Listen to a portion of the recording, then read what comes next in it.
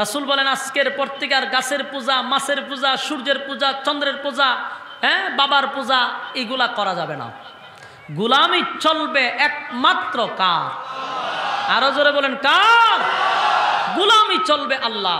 কারণ তারা কিন্তু মূর্তির পূজা করত, তারপরে গাছের পূজা করত, মাছের পূজা করত, পাথরের পূজা করত, এমন কি লিঙ্গের পূজা করত। নাউজুবিল্লাহ।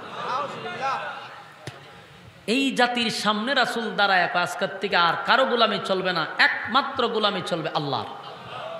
এরপরে রাসূল বলেন আর এতদিন তোমরা আমাকে ডাকতা কি? আব্দুল্লাহর পুত্র মোহাম্মদ। আজকের থেকে আব্দুল্লাহর পুত্র মোহাম্মদের মধ্যে আমি সীমাবদ্ধ নয়, আমাকে বলতে হবে মুহাম্মাদুর রাসূলুল্লাহ সাল্লাল্লাহু আলাইহি ওয়াসাল্লাম। মক্কার মানুষ সবাই বলতেছে এই কথা শুনাইবার লেগে আমরা এখানে আনছ? আমরা হারা জীবন বাপ দাদার ধর্ম পালন করেছি, আর এখন বুঝি এক আল্লাহ মানতে হবে আর তোমার রাসূল মানতে হবে? তাহলে তুমি রাসূল কেমনে হইছ? খুব মনোযোগ দিয়ে শুনবেন। এরা যে রাসূলকে এই প্রশ্নটা করবে এটা আল্লাহ জানেনি? কথা কই না দি? রাসূল যখন নিজেরে বলবে আমি একজন রাসূল, তখন মক্কার সব মানুষ বলবে যে আপনি রাসূল কিভাবে হইছেন? এই প্রশ্নটা যে করবে এটা আল্লাহ আগের থেকেই জানে। কথা কোন জানেনি? শুধু তাদের এই প্রশ্নের জবাব দেওয়ার জন্য 40 বছর রাসূলকে চুপ রাখছে, কোনো দাওয়াত দেওয়ার সুযোগ দেয় নাই। বুঝে থাকলে সুবহানাল্লাহ করেন। আপনারা এখনো বুঝছেন না, কথার তাৎপর্য বুঝেন নাই। শুধু একটা কথার জবাব দেওয়ার জন্য গোটা 40 বছর রাসূলকে চুপ রাখছে। এটা কি সাধারণ কথা? মনটা খারাপ হয়েছে, মন মতো আওয়াজটা পাইতেছি না আজকে। ভাই এইটা একটা বেরবেরি আওয়াজ করে কেন, একদম ক্লিয়ার হয় না, আর শ্বাস টানে। 40 বছর শুধু চুপ রাখছে একটা কথার জবাব দেওয়ার লেগে। এটা কি সাধারণ কথা? এই জন্য কিছু মনোযোগ দিয়ে শুনেন, আশ্চর্য হয়ে যাবেন যে 40 বছর চুপ রাখছে একটা কথার জবাব দিবার লেগে। এখন দেখেন যখন তারা বলছে যে আপনি নবী হয়েছেন কেমনে, আপনি যে বলছেন আপনি রাসূল, কিভাবে রাসূল হয়েছেন? আল্লাহ হয় পয়গম্বর। এই কথার জবাব দিবার লেগে 40 বছর চুপ রাখছে আপনারে। এখন তাদেরকে জবাব দেন যে আমি কিভাবে নবী হইছি, তোমরা আমার 40 বছরটা নিয়ে গবেষণা করো। সুবহানাল্লাহ, সুবহান। বেঈমানরা যখন প্রশ্ন করছে তুমি রাসূল হইছো কেমনে, আল্লাহ রাসূল কি কয়?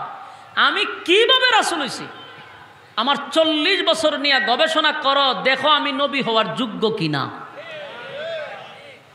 এখন এরা রাসূলের ইতিহাস নিয়ে আর গাড়াগাড়ি শুরু করছে। কইরা নিজেরাই কয় কথা তো ঠিক, 40 বছর অ্যানালাইজ করে কয় কথা তো ঠিক, উনি নবী হওয়ার যোগ্য।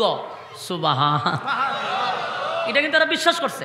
কেন বিশ্বাস করছে? মানে একটা একটা করে শুনেন, শোনার মন মানসিকতা আসেনি? তাহলে একটা একটা করে শুনেন নবী কিভাবে রাসূল হওয়ার যোগ্য, এটা একটু মনোযোগ দিয়ে শুনেন। 1 নাম্বার, এরা রাসূলের জন্মটা নিয়ে আগে গবেষণা করছে। জন্মের আগের থেকে যদি আপনি গবেষণা করেন তাহলে আরো মজা পাইবেন। কি জন্মের আগের থেকে বলবো? জন্মের আগের থেকে শুনলে আপনারা আরো একটু মজা পাবেন। রাসূলের জন্মের আগের থেকেই যা ঘটছে সবগুলো অলৌকিক। বলুন কি? যেমন রাসূলের বাবা ছিল আব্দুল্লাহ, ঠিক না? মা ছিল আমেনা।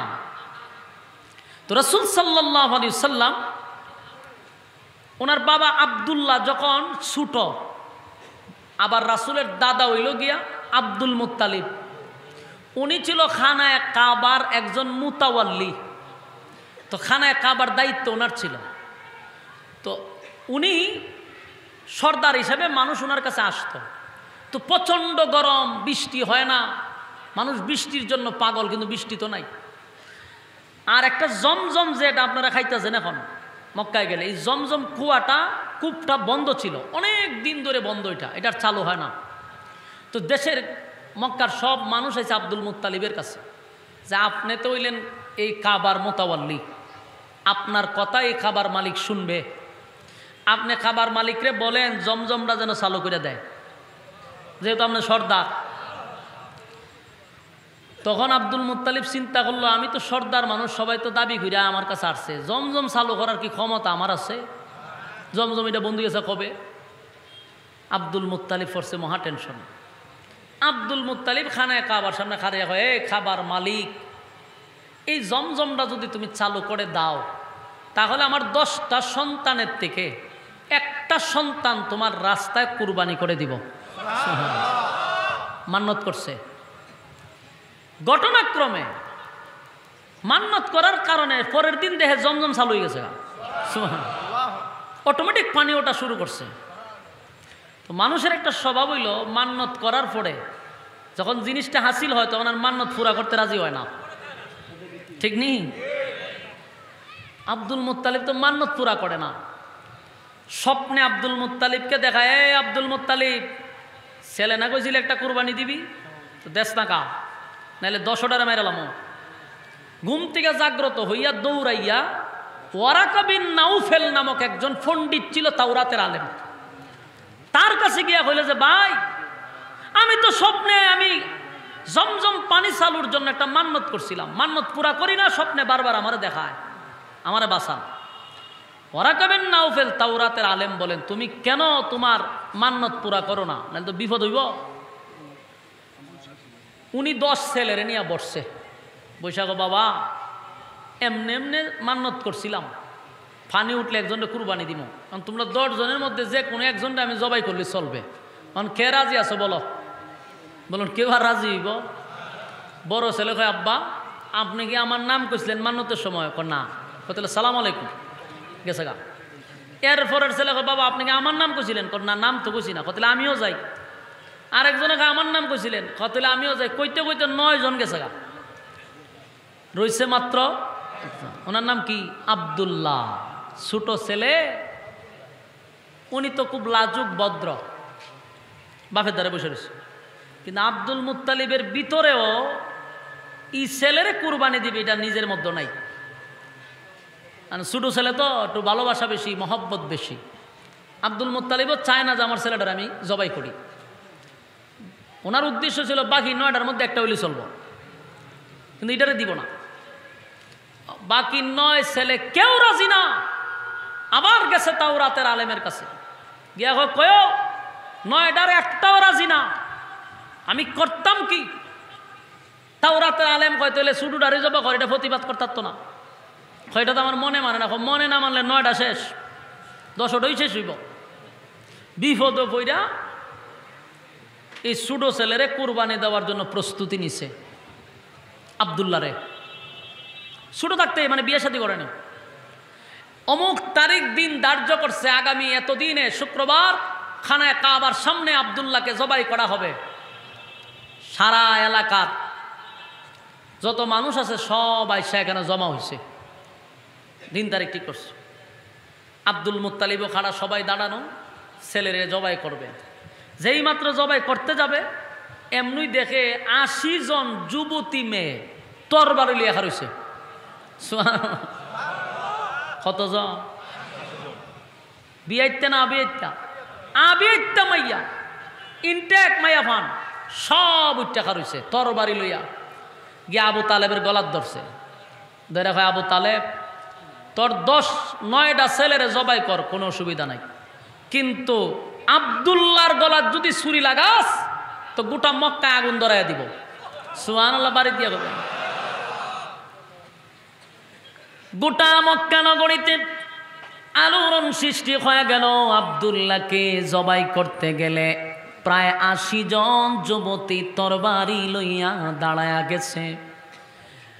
আব্দুল মুত্তালিবের কাছে গিয়া বলে, আব্দুল মুত্তালিব 9টা ছেলেরে জবাই করে দাও, কোনো বাধা দিব না, কিন্তু আব্দুল্লাহর গলায় যদি ছুরি লাগাও উপায় নাই, আগুন দড়ায়া দিব। আব্দুল মুত্তালিব পড়ছিনি বিপদ, তাও আবার মাইয়া ফান, পুরুষ না, মহামুসিবতে পড়ছে। এদিনের অনুষ্ঠান শেষ, দৌড়ায় গেল ওয়ারাকা বিন নাউফেলের কাছে, বন্ধু তোমার কথায় তো ছোট ছেলেটারে গেছিলাম কোরবানি দিতে, কিন্তু এই মাইয়া ফান আমার গলার মধ্যে ছুরি লাগায়া দিছে, আমার ছেলেরে যদি আমি জবাই করি তারা নাকি মক্কায় আগুন লাগায়া দিবে। মেয়েদের কথা হলো আব্দুল্লাহর চেহারা দেখলে আমাদের সকালে কাজে গেলে আমাদের কাজে বরকত হয়, আব্দুল্লাহর চেহারা দেখা ব্যবসায় গেলে ব্যবসায় বরকত হয়। আর সমস্ত মক্কা নগরীর যত যুবতী মেয়েরা ছিল সব আব্দুল্লাহর জন্য পাগল। কিন্তু এখন তো আব্দুল্লাহরে জবাই করতে দেয় না, ঘটনাক্রমে আব্দুল্লাহরে জবাই করতে দেয় না, কোনোভাবেই আব্দুল্লাহরে জবাই করতে পারে না। ওয়ারাকা বিন নাউফেল সিদ্ধান্ত দিল, একটা কাজ করো, 100 উট এক জায়গায় রাখো, আর তোমার ছেলে আব্দুল্লাহরে আর একটা জায়গায় রাখো। লটারি মারো, লটারি যদি উট উঠে তাহলে উটের নাম উঠলে উট 100 আল্লাহর রাস্তায় কোরবানি দিবা, ছেলের নাম উঠলে ছেলেরে দিবা। আবার আরেকদিন দিন ধার্য করে আবার খানায় কাবার সামনে মানুষ গিয়ে একত্রিত হইছে। আব্দুল্লাহরে একটা পাশে রাখছে, আরেক পাশে 100 উট রেখে দিল, লটারি টানলো, লটারির প্রথম নামটা আসছে আব্দুল্লাহর নাম। এখন কি করো? আবার মারছে লটারি, আবার আব্দুল্লাহর নাম, প্রথম 10 বার মারছে, 10 বার আব্দুল্লাহর নাম লটারিতে আসছে। আবার 10 বার মারছে, আবার আব্দুল্লাহর নাম। এইভাবে করতে করতে 50 বার দিছে, খালি আব্দুল্লাহর নাম, ওই উটের নাম আসে না। 90 বার 80 বার আব্দুল্লাহর নাম যখন দেওয়া হলো, কোনোভাবেই আব্দুল্লাহর নাম আসে, কিন্তু উটের নাম একবারও আসে না। এইভাবে লটারি চলতে আছে চলতে আছে চলতে আছে, প্রায় 99 হয়ে গেছে গা। কত নাম্বার? 99 বার লটারি টানা হইল। একবার যদি উট আসে তাহলে উটের নাম দিয়া দিব, কিন্তু কোনোবারে আসে না, বারবার আব্দুল্লাহর নাম আসে। জুরে কোন সুবহান। আব্দুল্লাহ নাম আসছে, যেই মাত্র 99 বার আব্দুল্লাহ নাম আসছে, আবার 80 জন মেয়ে তরবারি লইয়া দাঁড়াইছে। দাঁড়ায়া বলে, আব্দুল মুত্তালিব 99 কেন, 99,000 বার যদি আব্দুল্লাহর নাম আসে রে, খানায় কাবার কসম আব্দুল্লাহর গলার মধ্যে ছুরি লাগাইতে আমরা দিব না। সব মেয়েরা দাঁড়ায় গেছে। আব্দুল মুত্তালিব পড়ছে মহা মুসিবতের মধ্যে, এখন কি করি কি করি। মেয়েরা যখন আন্দোলন শুরু করছে, এর মধ্যে 99 বার আব্দুল্লাহর নাম উঠে গেছে। শেষে ওয়ারাকা বিন নাউফেল বলে, আরেকবার হইতে রইছে দিয়া দাও।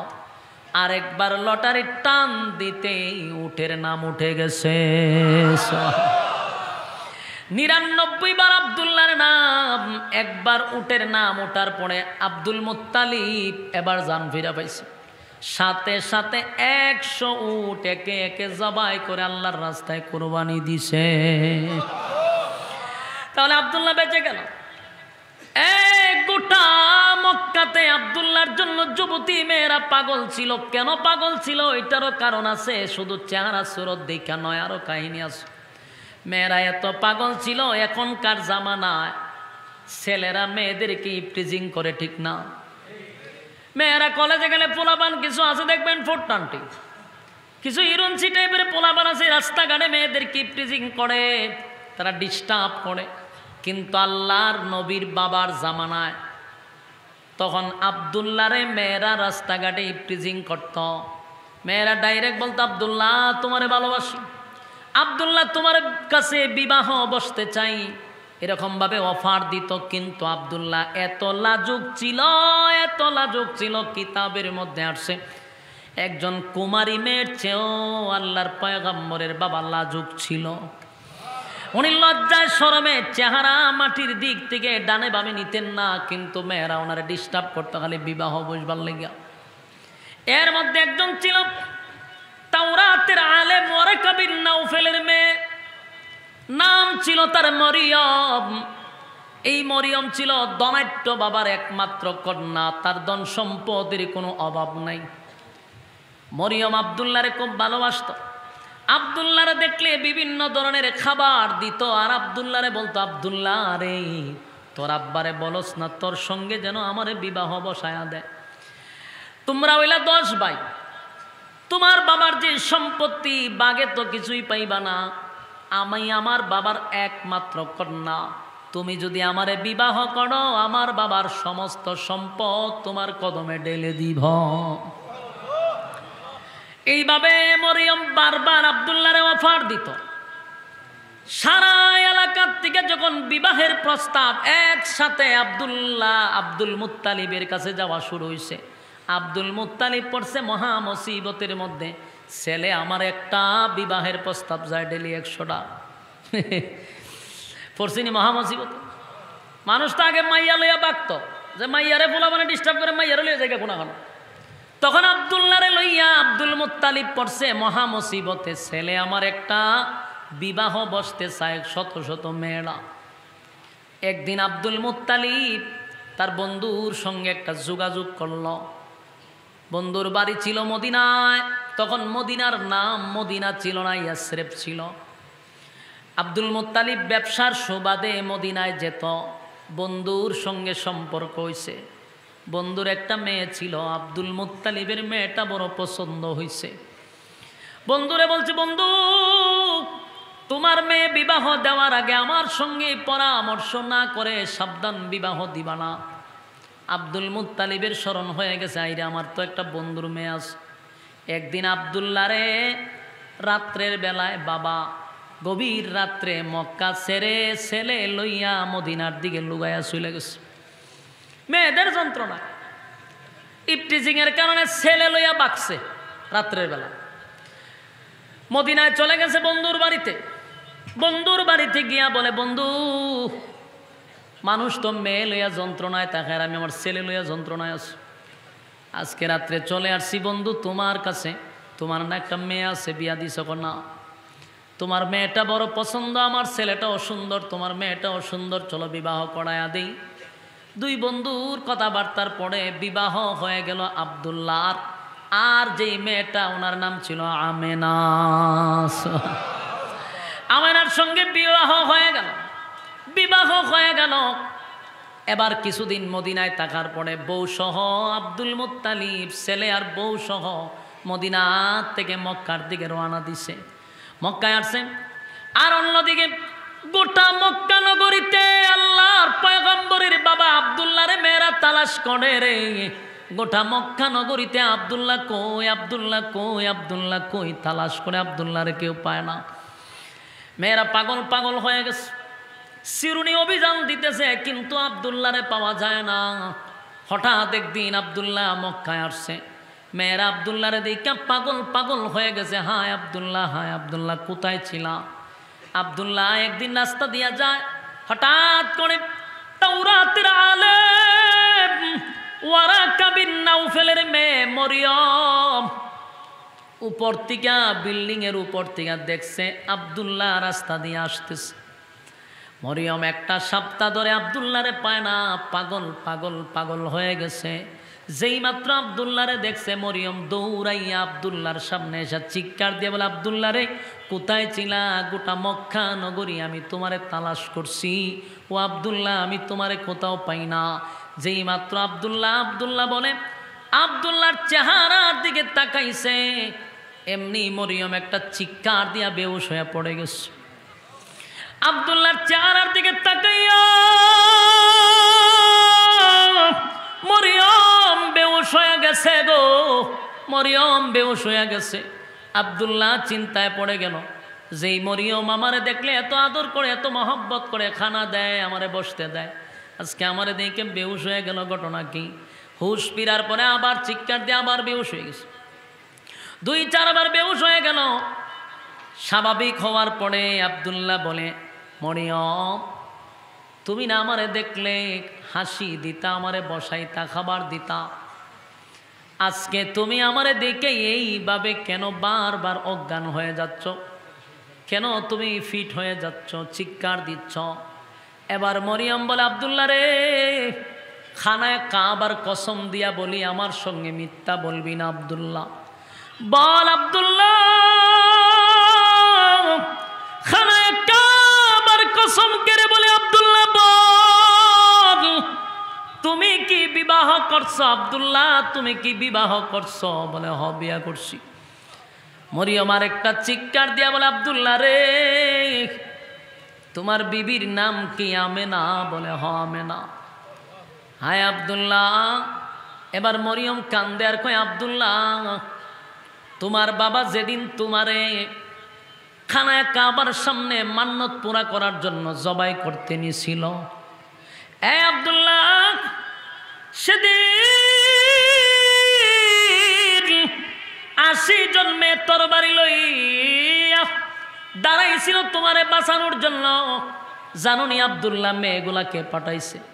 আব্দুল্লাহ রে, আমি মরিয়ম 80 জন মেয়ে পাঠাইছিলাম তোমারে রক্ষা করার জন্য। কারণ আব্দুল্লাহ, আমি তোমারে ভালোবাসতাম, এর কারণ ছিল 80 জন মেয়েকে আমি পাঠাইছি তোমার শরীরে যেন কোনো তরবারির আঘাত না লাগে। আব্দুল্লাহ রে, আমি পাগল হয়ে গেছি একটা সপ্তাহ। আজকে তোমার চেহারা দেখে আমার আর তোমার প্রতি কোনো আফসোস নাই, আমার কোনো আফসোস নাই। আমি তোমার সৌন্দর্য দেখে বিবাহ বসতে চাই নাই রে আব্দুল্লাহ। আমার তোমার পিছনে বিবাহ বসার একটা কারণ ছিল, আমার বাবা হইল তাওরাতের আলেম। আমি আমার বাবার সঙ্গে মাঝে মধ্যে তাওরাত পড়ি, তাওরাত রিসার্চ করি। তাওরাতের প্রতি পৃষ্ঠায় পৃষ্ঠায় একজনের নাম আছে, উনি হলেন মুহাম্মদ সাল্লাল্লাহু আলাইহি ওয়াসাল্লাম। আর এই মুহাম্মদ যে দুনিয়ায় আসবে, এই মুহাম্মদি নূর ছিল তোমার কপালে। এই নূর দেখে আমি পাগল হয়ে গেছি, আমি যেন পৃথিবীর শ্রেষ্ঠ মা হইতে পারি। একটা জবান বন্ধ রাখবেন না, আল্লাহু আকবার। আরো জোরে কোন আল্লাহু আকবার। আশিকে রাসূল,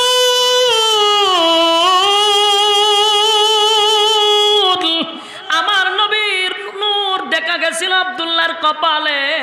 আব্দুল্লাহর কপালে নূরে মুহাম্মদ দেখার কারণে ওই মরিয়ম এত পাগল হইছে, এত পাগল হইছে। মরিয়ম চাইছিল পৃথিবীর শ্রেষ্ঠ মা হওয়ার জন্য। মুহাম্মদের মা মানে পৃথিবীর শ্রেষ্ঠ মা। মরিয়ম বলে, হায় রে আব্দুল্লাহ, আমার জীবন শেষ, আমার বড় স্বপ্ন ছিল আমি মুহাম্মদের মা হব রে, আমি পৃথিবীর শ্রেষ্ঠ মা হব, শ্রেষ্ঠ মা হব, শ্রেষ্ঠ মা হব। কিন্তু আব্দুল্লাহ, আমি কেন বারবার ফিট হয়ে গেলাম, বারবার কেন অজ্ঞান হয়ে গেলাম? কারণ তোমার কপালে আর সেই নূর দেখা